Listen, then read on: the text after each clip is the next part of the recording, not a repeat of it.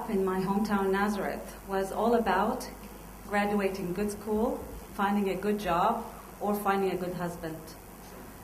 I was 18 years old, and it seemed that I had no other options. But I wanted more for myself.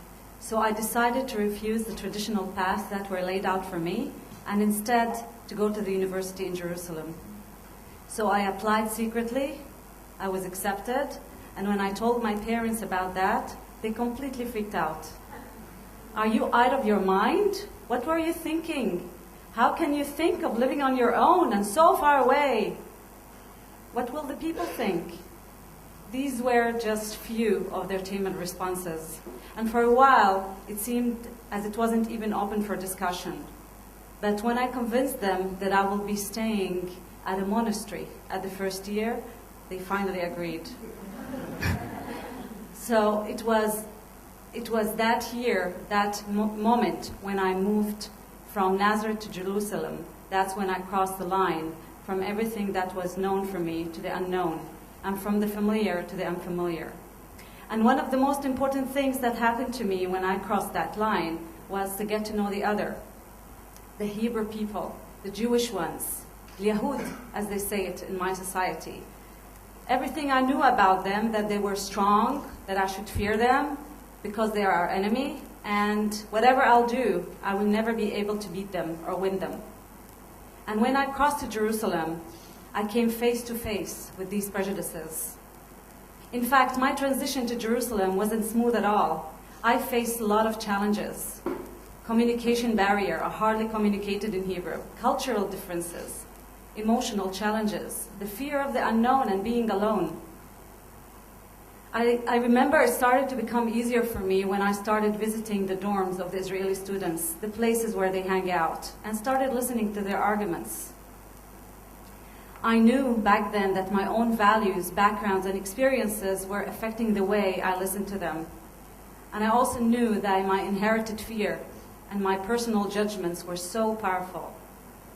But I also knew that in order to learn something about them, that I had to let go of the stories, my stories, what I heard from my parents and what I knew from TV and society. So what I used to do, I used to ask a lot of questions, simple and naive questions. Actually, this is how I earned my knowledge, by asking the same questions to different people and getting different answers. A few years later, in '97, I crossed another line when I visited for the first time in my life the city of Ramallah in the West Bank near Jerusalem. I remember that I was amazed by the colors, the smells, and the people. Everywhere I looked, I only saw Arabic signs. I didn't see Hebrew anywhere. It felt like another planet to me. It was this other that I heard of, but I never met before. I heard of them mainly from the news, but my discoveries about the West Bank were far away from what I heard about this other. I fell in love with this place. And then I fell in love with a man who lived in that place, who later became my husband. It wasn't really taken for granted at that time to choose somebody from that side. In fact, both of our families had to cross an emotional border to accept this reality. So it was those years between the Hebrew University and Ramallah where my political and personal identity was shaped for the first time in my life. I realized how important my identity was to me and how it was perceived by others. I realized also that my identity might at times be an obstacle for me. But the deeper I went, the more I understood that it was actually a gift. And it could be a resource, not just for me, but for others to use as well. So gradually, these realizations led me to become who I am today, a facilitator for groups in conflict. So I learned all about conflicts, group identities, all of it. But my main resource was always to come back to who I am, my identity and the accumulated personal knowledge that I gained every time I met myself opposite to any kind of other. During these 18 years of work as a facilitator and consultant for organizations and for groups, I've witnessed hundreds of meetings between Israelis and Palestinians. I've seen powerful conversations where authentic emotional bridges were built between both sides. I've heard new and creative idea, and I have seen new community leaders born. These were rare moments of insights and deep learning when the participants engaged in really authentic dialogue. But it often begs the next question: what now? What's next? What can we do to create change on the ground and not just inside ourselves? What can we do in order to maintain these relationships that we build and create a difference for other people as well? And the answers to these questions, as I see it today, is by engaging in more than dialogue of words, but by engaging in dialogue of actions. In short, to become an activist. Now, an activist doesn't necessarily mean leading protest lines with a bullhorn in one hand and a homemade sign in the other. It could be simply making visits across the border or opening your home to people you might not otherwise have had the opportunity to. There are many rewarding ways, but today I would like to share with you 4 simple ways that each one of us here could take part in creating social and political change in your communities. So, tip number 1, as I call it, cross the borders. Tell you a story about that. Almost a year ago, I was facilitating a big event for 120 community leaders, Israelis and Palestinians. And one of the participants, Ahmed, his name, he approached me and he said, "Carol, I have this crazy idea running in my head for such a long time, and I think it might be the right time and place to suggest it. I would like to invite Israelis to visit us in Palestine." I was fascinated. I looked at his eyes, they were shining, full of light, but I also feared lots of fear and uncertainty. So I told him, "Ahmed, write it on a piece of paper, put it on the board, and whoever is interested will join you to this discussion." The next thing I know, 20 Israelis and Palestinians joins Ahmed's group. They sat down for a couple of hours and they drew up a whole plan. And a new baby was born that day under the name of Visit Palestine. And it's a leading organization today that brings hundreds already of Israelis successfully to the West Bank to learn about the other from the field and for tourism. And it was that moment of Ahmed letting go of his fear, of crossing an emotional border, and experiencing new way of thinking that has brought this idea to life. As for the physical border, there are lots of Israelis and Palestinians interested to do that, and they show it every time Usama, who's one of the speakers today, and Ahmed announce on a new trip. So I suggest to you to start doing the same. Cross the borders, gradually. Ask for help from organizations that have experience in requesting formal permissions. In our local context here, there are so many places that you can start visiting today, such as Jericho, Bethlehem, sea areas, that includes refugee camps as well. Seeing and being physically in the context of the other makes all the difference in the world for both sides involved. Tip number 2, invite media professionals to see what you see. Reach out to the media. Write them, call them, and keep pushing until you get their attention. I've been working with media for over a decade now. But back in the year 2000, I had a very unique and powerful experience while I was working at the Israeli Palestinian Media Forum. It was just before the breakdown in the Intifada and when the issue of the refugees was heavily negotiated on the table. This is when we at the IPMF announced that we're going to be taking a bus of journalists to visit Balata refugee camp near Nablus. We didn't know what to expect, but on the day of the trip, we had a full bus of 45 Israeli and Palestinian journalists experiencing for the first time a context which they have never seen before. They wandered around at the camp, they ate at the camp, they took pictures, they interviewed families. It was a lifetime experience for so many of them, and some of them still talk about it until this day.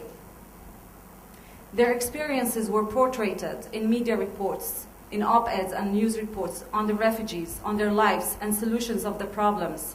This was all represented in the media and brought to the attention of the Israeli public in such a very crucial time. If it was possible back then, it is certainly possible today. Invite media professionals to go wherever you go. Be with them and try to influence the public opinion through them. Tip number 3, bring the unconvinced into the circle. If you are already involved, or you want to be involved, if you are involved in any type of meetings or dialogue with the other, make sure not to exclude all those people who do not agree with you, all those who have other political convictions and other opinions. Now, I understand very well the sensitivity of the Palestinians who do not want to talk to settlers or Israeli right-wingers. And I understand Israelis who do not want to talk to Palestinians who are politically affiliated with certain parties. But today, and more than ever, it's so crucial to include these unconvinced voices, to bring them to a healthy and direct contact with each other. I saw how important this issue is when I started facilitating a non-traditional group called Wounded Crossing Borders. This is a group made of mainly of Israelis who are ex-soldiers, Palestinians who are ex-prisoners. Both sides are wounded by each other's actions and reactions. These people, when they first met, they declared that they do not believe in the right of the existence of the other on this land. I heard this, and I didn't think I want to work with them. These people have met before, but they have met either in the battlefield or as prisoners and wardens. But they have one thing profoundly in common, that they all believed that they were sacrificing their life for the sake of their people and their country. I have learned tremendously from working with this group. They have shown me how important it is to include all the voices in any peace work. They have demonstrated that they can be as powerful in their peace work as they were in the battlefield. Even more, today and after 3 years, they are still working together. They're still meeting, they're standing up for each other, protecting each other's right, working with authorities on permits, and they're trying to expand the circle every time they have a chance to bring more wounded, more ex-prisoners, and more ex-soldiers. And this is a reality I'm proud to be proud of. Tip number 4, and the last one, is invite the people who matter to you the most. Now, we all know that most programs that are running, most dialogue programs that are running here, they address people from certain categories, such as women, journalists, leaders, and so on. These people or these groups become very involved in these programs. But when these programs end, these people end up all alone with their takeaways of their experiences. They become vulnerable. Sometimes the people they care about the most, they are not supportive to them, or they do not understand what they went through.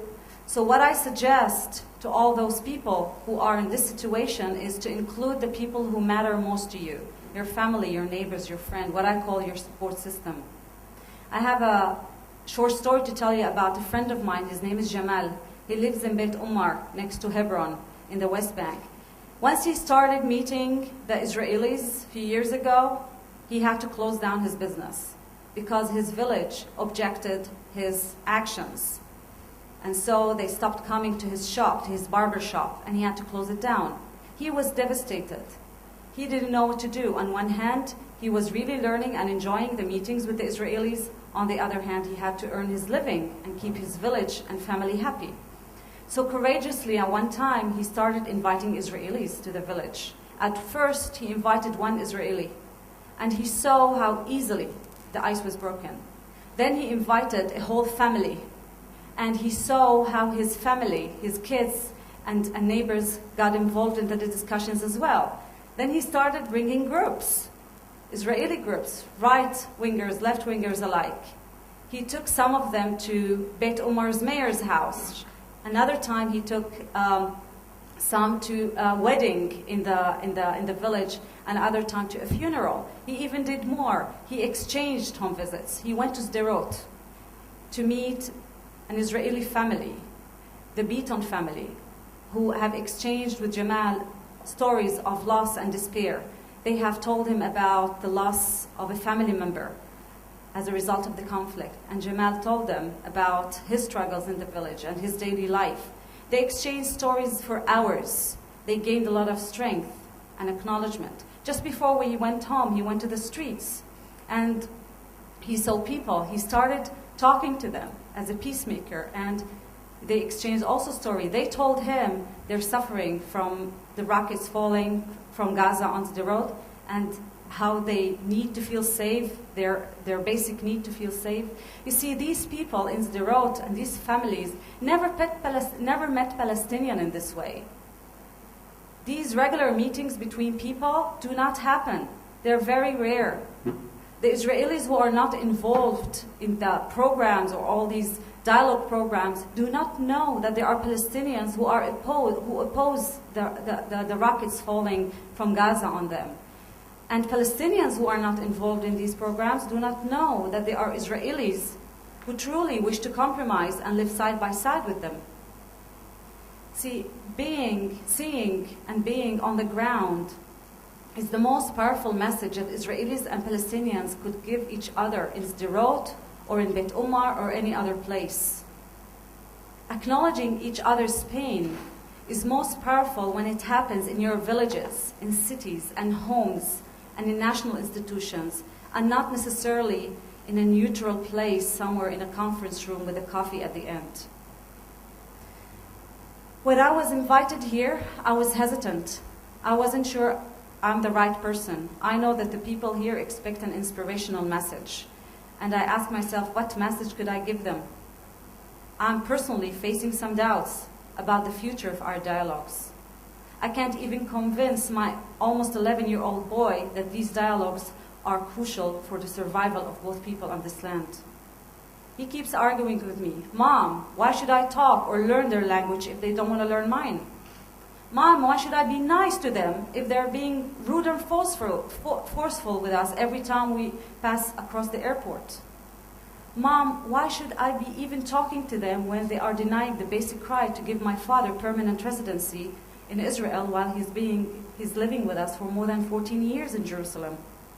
These are very tough questions that for a mother to answer.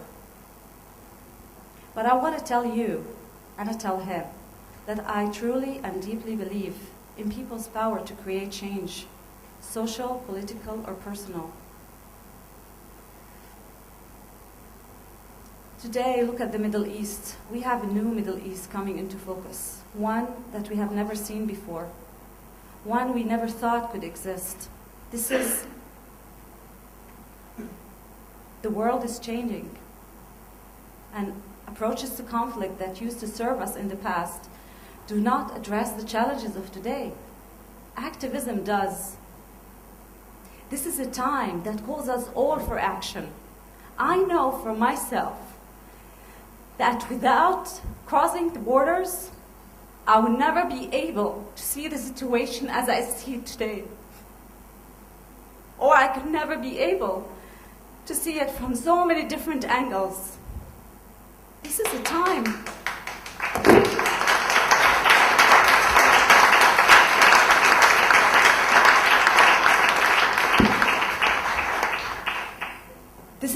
that calls us all for action, really.